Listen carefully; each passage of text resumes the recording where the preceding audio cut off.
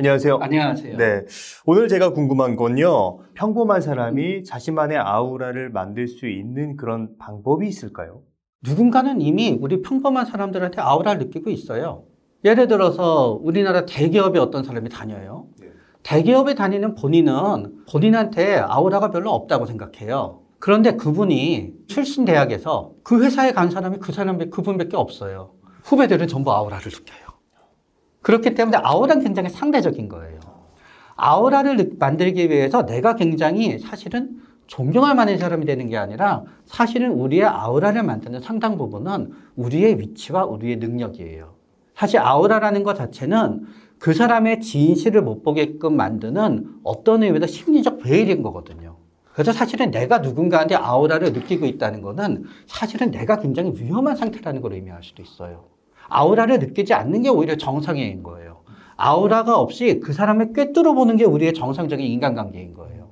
그렇기 때문에 어떤 의미에서 우리는 내가 누군가한테 아우라를 느낄 때 우리는 두 가지 방법이 있는 거죠. 저 미국에서 의사면허 딴 선생님한테 저 아우라 느꼈었어요. 나도 미국에 가서 의사면허를 갖다 따고 싶었어요. 바로 그거는 내가 아우라를 가진 사람이 되고 싶어 했던 거예요, 저도.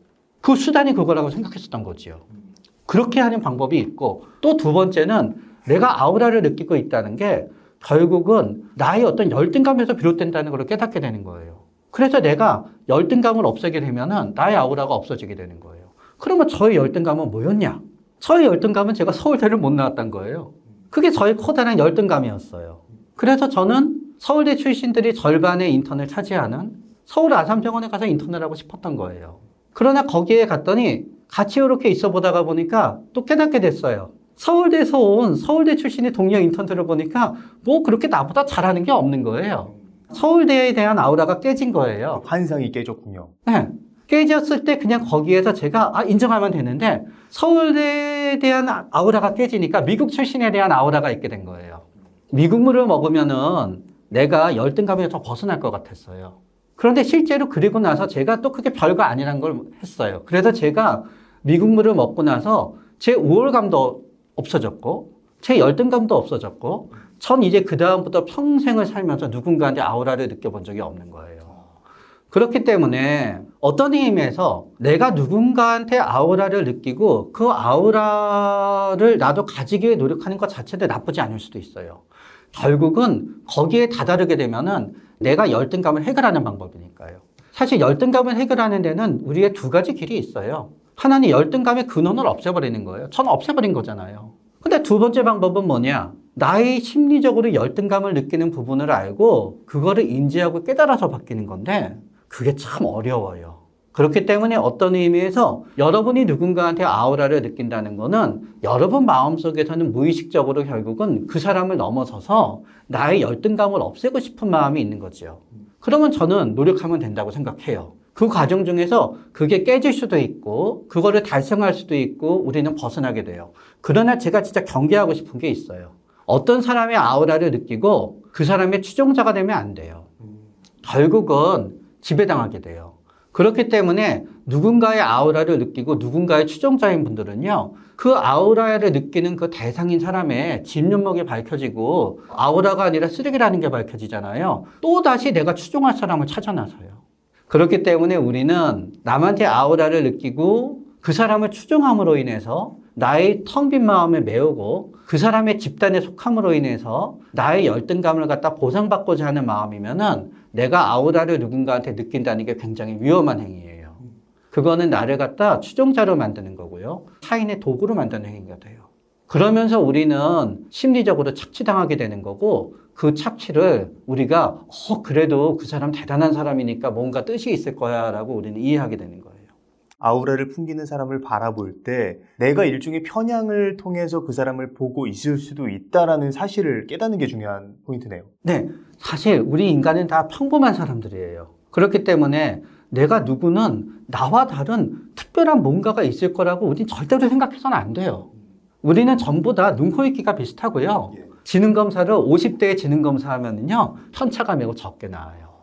스스로 열등감을 가질 필요가 없다는 말씀이신가요? 네, 그래서 우리 진정한 리더가 없어 하는 이유가요. 내가 모르는 사람에 대해서 책을 통하거나 방송을 통해서 볼 때는요, 그 사람의 리더 같아요. 근데 내가 그 사람의 비서가 돼서 일하잖아요. 아우, 이런 새끼였어. 그렇게 되는 거예요, 이제. 그래서 세상에는 그렇게 존경할 사람도 없고요. 그렇게 아우라를 풍기는 사람도 실제로 없어요. 그러나 그거를 갖다 바라보고 아우라를 느끼는 내 자신이 사실은 문제인 거예요. 그렇네요. 내가 열등감을 통해서 상대방을 보기 때문에 상대방의 아우라가 느껴지고 추종하게 되는 그런 메커니즘으로 돌아가게 되는 것 같네요. 네. 그러나 나는 나 자신에서 우월감을 느낄 수 있는 자신감이 없기 때문에 그 우월감을 타인에게 투사하는 거예요. 그렇다면 우리가 이미 어떤 사람을 열등감을 통해서 보고 추종하고 있다고 가정할 때 좀 네. 어떻게 이러한 그 나의 편향을 좀 없앨 수 있을까요? 일단 아까 말씀드렸지만 그 추종하는 사이에 나의 능력이 향상되는 부분이 있다 그러면 추종도 일정 부분에서 나쁘진 않습니다. 저도 추종했었던 거예요. 미국 면허를 가진 의사를 추종했었던 거고 그런 다음에 뭐가 됐든지 간에 그 아우라가 있음으로 인해서 내 삶이 더 행복해지고 문제가 없어야 되는 거지. 그 아우라가 있고 그 아우라를 통해서 뭔가 되려고 하게 되면서 나의 실제 생활에 갈등이 생기고 내가 더 어려운 처지에 느낀다 그러면은 그거는 중단해야 되는 신호가 온 거예요. 그런 다음에 나는 그 사람한테 아우라를 느끼고 좋다고 생각하지만 결국은 10사람 중에 나 혼자만 그렇게 느끼고 나머지 9명은 전부 나한테 경고 메시지를 던지면은 그건 아닌 거예요. 결국은 우리가 어떤 사람에 근접해서 보이다가 보면은 일치하지 않는 부분을 갖다 생각하게 돼요. 그 일치하지 않는 부분이 나올 때마다 그거를 그 사람의 어떤 위대함의 다른 면으로 합리화하지 말고 그때마다 곰곰이 생각해 봐야 되는 거지요. 나는 굉장히 이 사람이 완벽하다고 생각했는데 불안점이 나오게 됐을 때 그거를 인정해야 된다는 거죠. 근데 그게 쉽지 않아요. 우리가 축구 경기 해보면 알아요. 내 팀이 반칙하잖아요. 그럼 다들 그래요. 왜 저기에 경고를 내려? 근데 똑같은 반칙을 남이 하잖아요. 왜 퇴장을 안 시켜? 그게 인지합리하거든요. 그렇기 때문에 이제 어려움이 있지요. 그러면서 저는 이렇게 생각해요. 나는 누군가의 아우라를 통해서 그러는데 만약에 누군가의 아우라를 느끼고 그 사람을 따라하고 그 사람 같이 되려는 하는 많은 노력에 대해서 내 아내, 내 남편, 내 자식, 내 부모가 이건 아닌 것 같아요. 아닌 거예요. 그 사람들은 편향을 가지고 그 사람을 보는 게 아니라 정확하게 보기 때문에 네. 그래서 스스로 자기 아우라에 도취된 사람들 역시 가장 커다란 피드백은 그 가족한테 와요. 아무리 어떤 사람이 왕이더라도 왕자의 입장에서는 아들이거든요. 약점이 눈에 보이지요. 아무리 훌륭하고 높은 지위에 올랐다 하더라도 그 아내는 그 남편의 약점을 알아요. 그렇기 때문에 끝까지 귀담아 들어야지요. 그렇다면 우리가 생각했을 때 그렇게 누군가를 추종하는 그 기저에는 열등감이라는 우리의 심리가 바탕에 있을 것 같은데 그런 열등감을 좀 어떻게 없앨 수 있을까요? 첫 번째 정면 돌파죠. 저도 미국에서 유학 온 사람들에 대한 열등감이 있었어요. 막상 갔다 오니까 없어졌어요. 학력에 대한 열등감은 없어진 거예요. 그래서 저는 많은 분들이 편입을 준비하는 거 저는 아주 좋다고 생각을 해요. 결국은 그게 되면 좋은 거고요. 해도 안 된다고 생각하게 되면은 우리는 그때는 편입이 아닌 열등감을 조절할 수 있는 내가 잘하는 다른 거를 하든 우리는 생각하게 되는 거죠. 그럼 만약에 돈에 대한 열등감을 가지고 있다. 돈에 대한 열등감을 갖고 있으면은 돈을 모아야지요. 그러다가 보니까 이게 요번에 참 슬픈 일들이 되는 거예요. 사실은 우리가 코인에 투자하신 분들 때문에 너무너무 마음 아프신 분들이 있는데 결국은 코인에 우리가 투자해서 그토록 엄청난 돈을 갖다 한꺼번에 벌어보자고 했던 거는 결국 돈에 대한 열등감에서 벗어나고 싶어 하셨던 거거든요. 우리가 힘들수록 열등감이 더 심해요. 코인에 투자한 우리 청년분들을 보다가 보면은 어려운 분들이 많아요. 그래서 그분들이 단지 돈을 잃은 게 아니라요. 가난에서 탈출할 수 있다는 자존감 자체를 잃어버린 분들이 많아서 더욱 슬퍼요. 사실은 코인에 투자해서 돈이 늘어난다는 게 통장 잔고가 늘어난다는 게 아니라 본인의 어떤 자존감이 올라가는 거였거든요. 이 세상에서 내가 할 수 있는 게 있다는 거죠. 그러나 만약에 내가 빚이 있고 그 빚으로 인해서 나의 열등감이 심하다 그러면은 그때는 진짜 죄송하지만 빚을 갚건 진짜 빚을 못 갚는다 그러면요. 빨리 채무를 변제하고 탕감을 받으세요. 의외로 이런 분들이 많아요. 채무를 변제하고 탕감을 받을 수 있는 조건이 되시지만 그거를 용납하는 게 자신이 자존심이 허락 안 하는 거예요. 그러나 막상 채무가 통감이 되잖아요. 자존감이 올라가세요. 당시 빚이 없어지니까. 뭐 어쨌든 지금 일련의 장애물들이 있을 수 있지만 정면 돌파가 가장 열등감을 벗어나기에 좋은 방법이라는 말씀이신 거죠? 네. 그러나 정면 돌파가 불가능해졌을 때, 혹은 내가 정면 돌파를 하다가 아까 코인 얘기처럼 좌절이 되어서 내가 불가능해졌을 때, 혹은 애초부터 그 정면 돌파가 나한테 불가능해졌을 때는 우리는 결국 심리적 열등감을 바라볼 수밖에 없지요. 그러나 심리적 열등감을 바라보면서 그 열등감 자체를 내 마음으로 없애는 거는 또 한계가 있어요. 결국은 뭔가 하게 되면은 다른 측면에 있어서 내가 우월하고 잘할 수 있는 면을 갖다 찾아봐야 되는 거예요. 돈이 많다 그래서 그 사람이 꼭 우리의 존경을 받게 되는 건 아니에요. 그리고 우리는 생각해요. 내가 돈이 없으면 사람들이 돈이 없다고 나를 무시하는 것 같아요. 그러나 정작 그 생각을 하는 여러분은 돈이 없다고 남을 무시하십니까? 그렇지 않지요. 내가 돈이 없어서 엄청나게 나의 삶은 불편할지 몰라도 돈이 없다는 이유만으로 남들이 나를 무시하지 않는다는 증거가 되는 거죠. 결국은 우리는 다른 부분을 갖다 찾아야 되는 거예요. 그러기 위해서 제가 권해드리는 방법은 10명이 있을 때 제일 잘하는 거 하나가 필요해요. 10명이 있을 때 잘하는 거 하나. 10,000명이 있었을 때 그거를 제일 잘하잖아요. 그런데 대단한 거예요. 틀림없이 돈이 돼요. 그러나 10명이 있었을 때 제일 잘하는 거는 그게 돈까지는 안 돼요. 그러나 그거는 열등감에 사로잡힌 나한테 쉴 수 있는 쉼터를 제공해줘요. 적어도 대한민국 사람 10명이 모였을 때 나는 임창정 씨나 송가인 씨 같은 가수가 끼어들지 않는다 그러면 내가 노래를 제일 잘 불러요.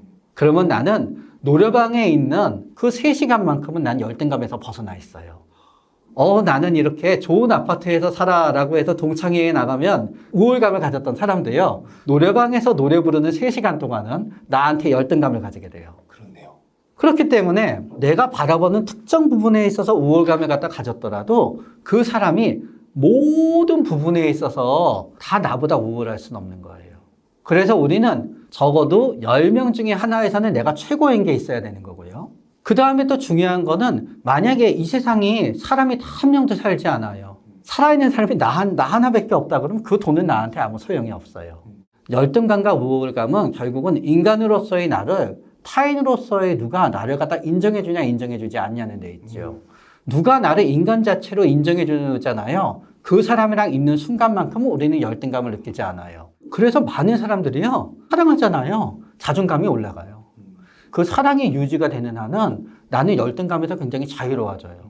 그래서 또 우리한테 가족이 중요하다고 하는 것도 있는 그대로 나를 받아들여주는, 나의 열등감을 조장시키는 잔소리만 하지 않는다 그러면은 가족이랑 같이 있는 순간은 우리는 열등감을 받지 않아요. 그래서 우리가 그렇게 사랑이 소중하다고 느끼고 우리가 모든 드라마를 볼 때마다 우리 주인공을 있는 그대로 인정해주는 사랑을 갖다 보기를 원하는 거예요. 그 사랑이 실제에서는 없더라도.